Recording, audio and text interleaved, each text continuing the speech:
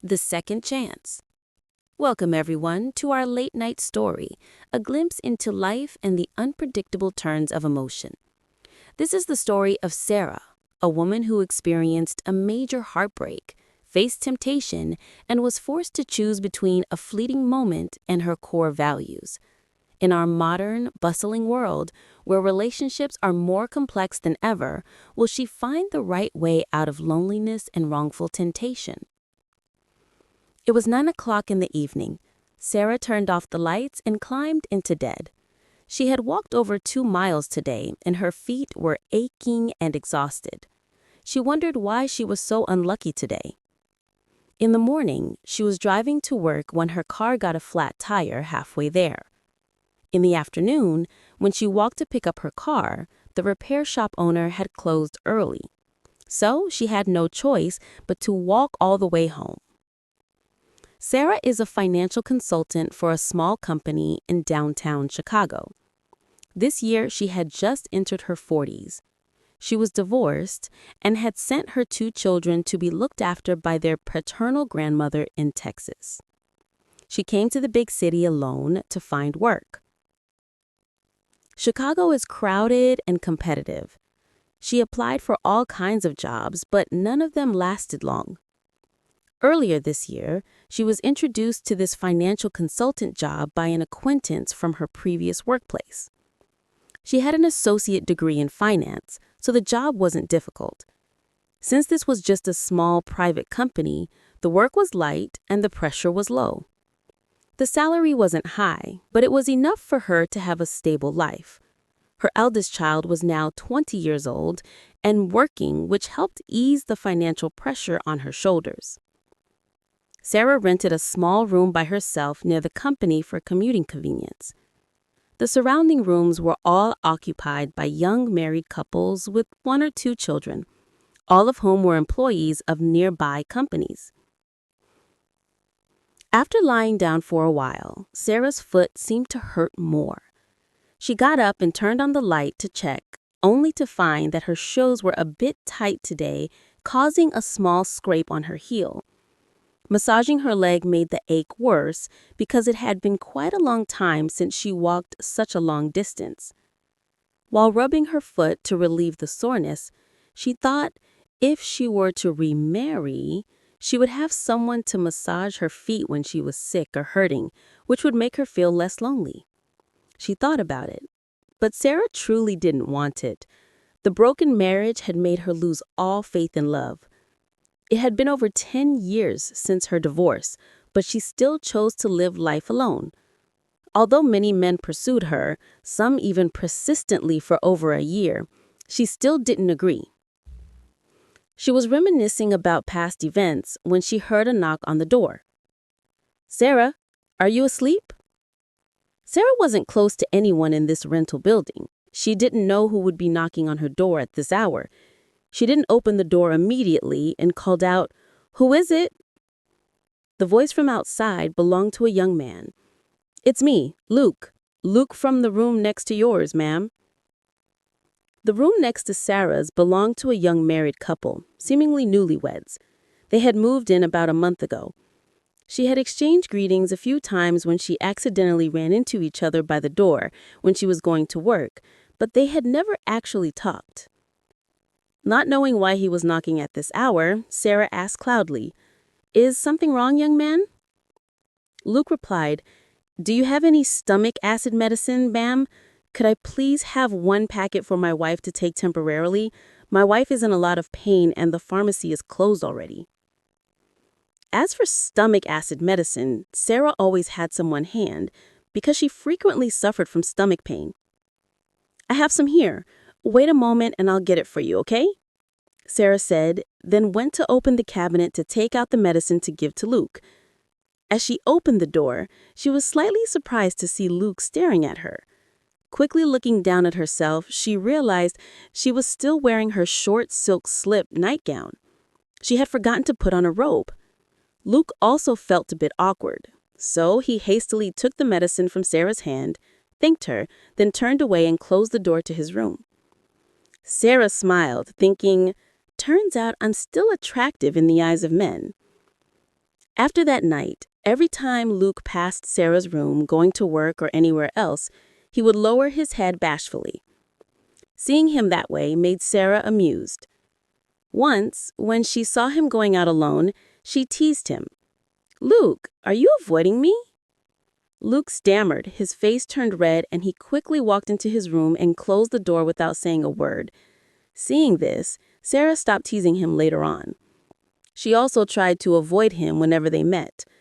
Luke's wife, Emma, however, was very friendly. She cheerfully smiled and greeted everyone in the building. Therefore, every time Sarah saw Emma, she would return the greeting as courtesy required. Some time passed. That afternoon, Sarah was coming home from work when she heard a very loud argument coming from Luke's room. She saw the neighbor standing in front of the door eavesdropping, which irritated her. It's other people's business. Why are these people being so nosy? She went into her room, tired, and collapsed onto the bed, then heard the loud argument right next to the wall. "Why are you behaving like that? You're embarrassing me. Don't you know that?" She didn't understand what was going on, only hearing the wife's voice while Luke remained silent. She wasn't deliberately listening, but her room was right next to Luke's. Since the rental rooms weren't soundproof, any loud conversation was clearly audible.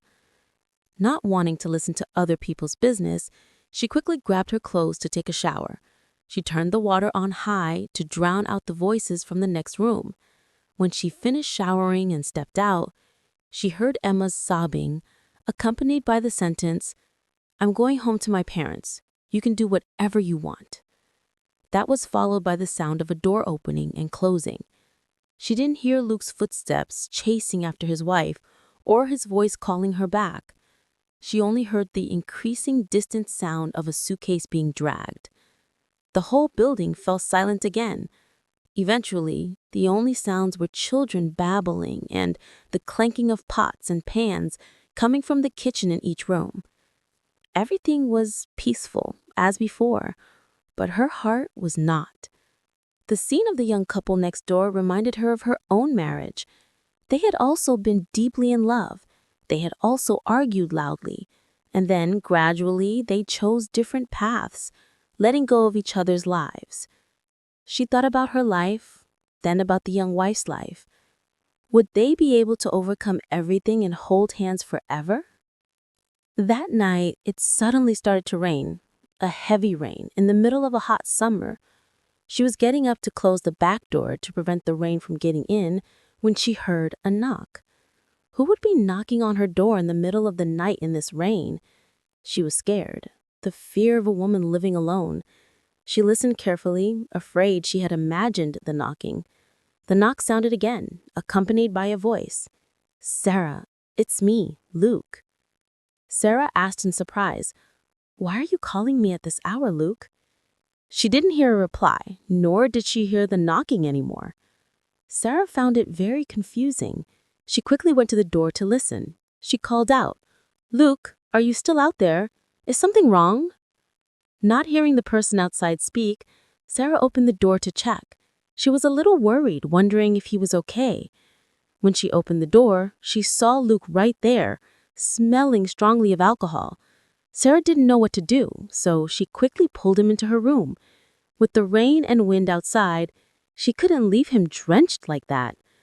Luke seemed very drunk. He was probably sad because his wife was upset and had gone back to her parents' house, so he went drinking.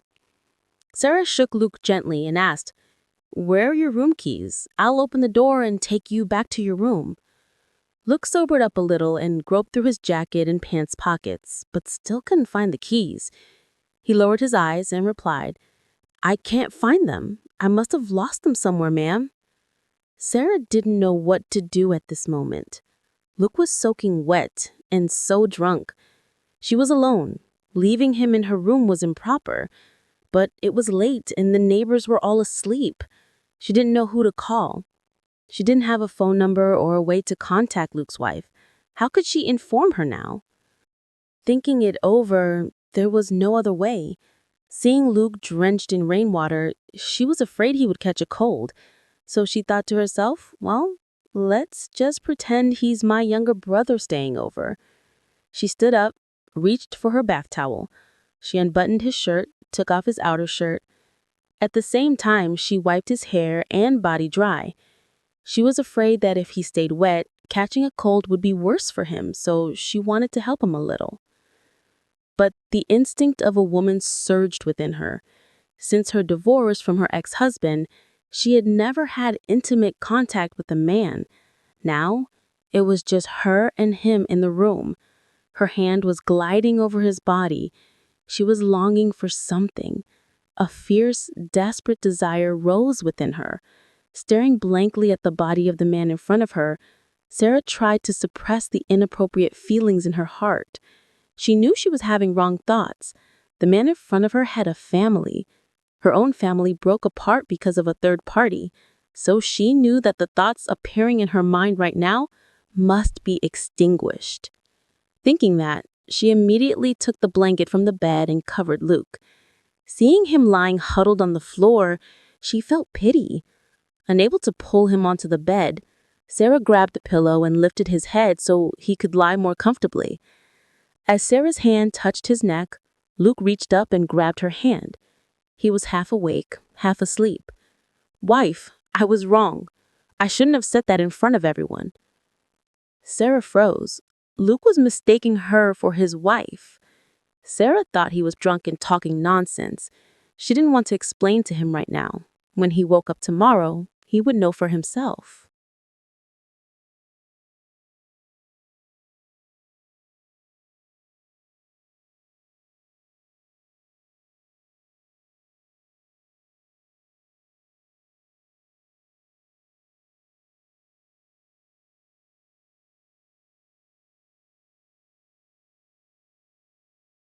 Outside, the rain kept falling steadily.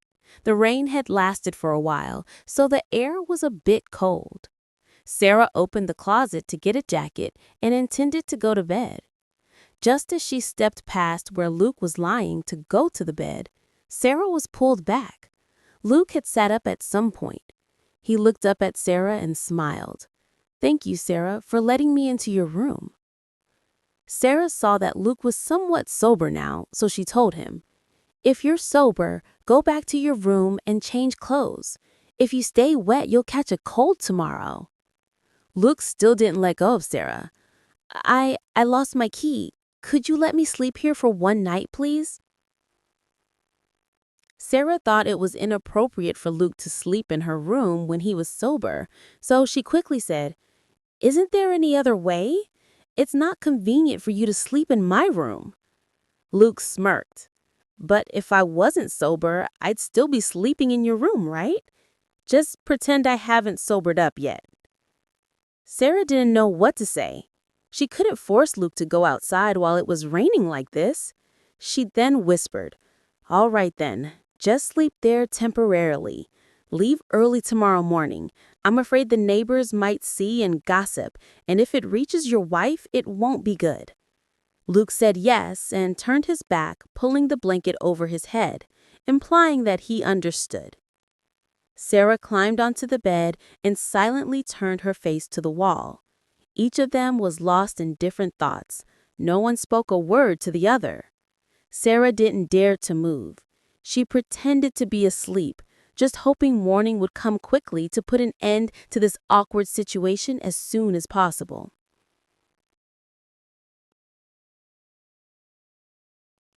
While she was lost in her overwhelming thoughts, Sarah heard Luke say, "Could you turn off the light, please? I can't sleep with the light on." Sarah ignored him, lying still without replying.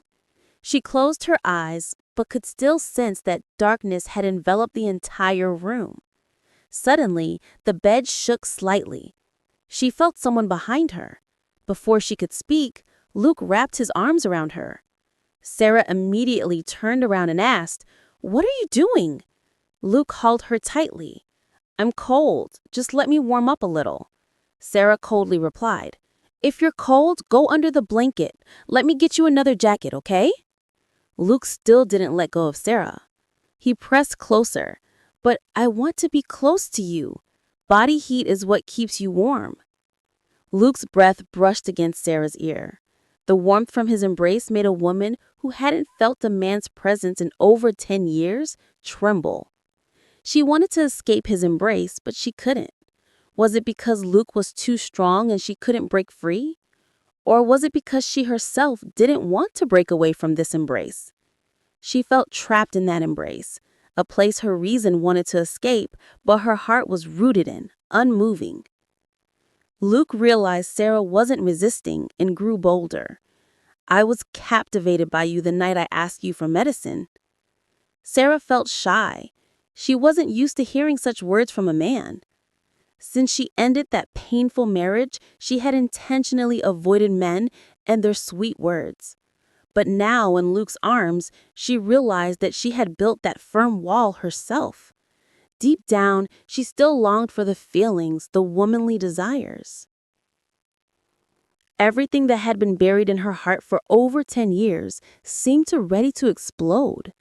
Sarah's shyness and Luke's desire intertwined. They forgot everything that had come into their lives. Luke forgot a newlywed wife who was angry with him. Sarah forgot why her family had fallen apart. Outside, the rain still fell in heavy drops. The raindrops hitting the tin roof of the rental unit reminded them of the right things they needed to remember. But did they hear anything? All around them was only each other's breath, a breath thick with seduction. Luke passionately sought novelty from his neighbor. Sarah felt weak and accepted what she hadn't experienced in so long. They intertwined tightly, exchanging what they both desired most. The room was left only with heavy, ragged breathing, and then came those scattered phrases. "You're driving me crazy, Sarah. You're so much better than my wife. If only my wife were like you. She doesn't know how to please her husband at all." Sarah also spoke in a trance. "You make me so happy. I haven't felt this way in over 10 years. Luke grew bolder and asked insistently, "Do I really make you happier?" Sarah replied to him, "You're so much better. My ex-husband neglected me all the time. He didn't care at all." Sarah's words seemed to give Luke more power. They clung to each other until the rain completely stopped. Lying in Luke's arms, feeling the warmth she longed for, Sarah looked up and asked him, "Are you afraid your wife will find out?" Luke flinched slightly. He avoided Sarah's gaze, looking towards the light filtering through the window crack. He replied softly, "Of course I am, Sarah. We just got married less than 3 months ago. I made her angry yesterday. If she finds out about this too, I'll probably lose her for good." Sarah was silent. She knew that she and Luke could only meet in secret. Perhaps there would never even be a second time. But she truly felt unwilling to let go. After everything Luke gave her, she knew she wanted more. She tentatively asked to see how Luke felt. "Let's not do this again. I don't want your marriage to have problems." Luke thought for a moment and then said, "Can we keep this a secret, Sarah? We can continue this later, but we'll have to meet in secret. I can't change things, but I still want you to be mine." Sarah heard Luke's reply, and she laughed. Men are all so greedy, aren't they? Luke didn't know what she meant by her laugh, but he understood her words. Not all men are the same, but he was exactly like that, wanting both a wife and a secret lover on the side. Realizing it was morning, Luke got up and went back to his room. Before leaving the door, he didn't forget to share an intimate moment with Sarah one last time. They were like lovers saying goodbye after a night together. Sarah lay in bed, planning to sleep a little longer, when she heard the sound of a door opening in the next room. It turned out Luke hadn't lost his key. He had deliberately pretended to lose it so he could stay in her room. The next day, Sarah couldn't go to work. A sleepless night left her feeling unwell. She called in sick and stayed in bed. Her mind was filled with conflicting thoughts. She wanted to continue this relationship. Meeting in secret would be fine. Just having a little warmth from him made her happy. But then the image of her past flashed before her. The image of her standing with her 2 children, watching her husband hand in hand with another woman. The day she felt heartbroken and wanted to end her life was the day she received a phone call from that other woman. On the other end were the intimate words her husband spoke to the other woman. What was she doing now? She herself wasn't sure. She knew Luke had a family. She knew she could either indirectly or directly cause a family to break up. She could also bring the same pain to that young woman, the pain that took her many years to soothe. But she was a woman too. She couldn't forget those desires. The person who brought her those intense emotions was a married man. Could she be selfish and only think of herself? She didn't know. She woke up with a start because of a child crying in the room opposite. She looked at the clock and it was already 3 p.m. She had fallen asleep while lost in those complicated thoughts. Suddenly, she heard Luke's voice in the next room, whining, "If you don't come and pick me up, I'll just stay with my parents and ignore you forever." Followed by Luke's affectionate chuckle, "What is it, wife? I didn't sleep well for one night. Why wouldn't I come and pick you up?" Sarah's eyes turned red. Tears welled up and began to fall. She didn't know why she was crying. He wasn't her man. He hadn't promised her anything. They were the family. She was just an outsider. And she was the one who could potentially destroy their happiness. She regretted the mistake she had made. The warm tears fell down as if waking her up. Stop right here. Right and wrong must be clearly separated. The pain she had been through must absolutely not be inflicted upon others. She stood up, changed her clothes, and went to the landlord's house. She informed them that she would be moving out at the end of the month. Perhaps moving elsewhere would lessen her sense of guilt. At least not running into Luke would help her forget that night of mistake. And she also didn't know how to face Luke's wife, so choosing to leave now was the best option. She had been alone for over 10 years. She didn't want to destroy what she had painstakingly built for temporary desires. If a mistake was made, one must know how to correct it and stop at the right time. Sarah's decision now wasn't difficult for her, and it would be the most correct decision in her life.